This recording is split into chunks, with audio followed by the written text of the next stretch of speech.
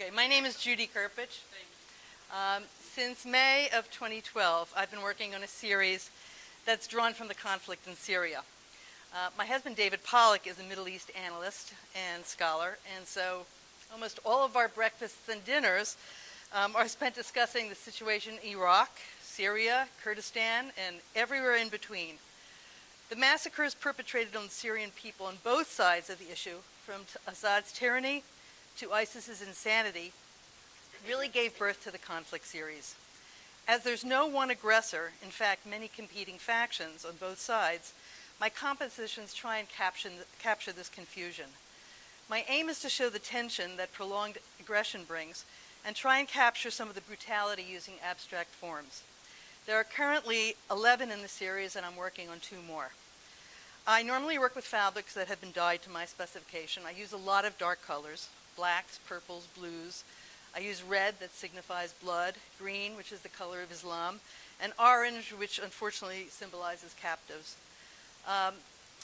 Which is, it's hard to work on these pieces. I often wish this series would end, but I don't know that it necessarily will.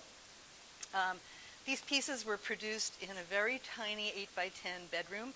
I have just finished a 28x32 studio space, which will allow me to work much bigger. I have to thank Nancy Crow for that, for insisting that I finally get my act together and get a studio space, and I have to thank my husband for giving it to me as a birthday present.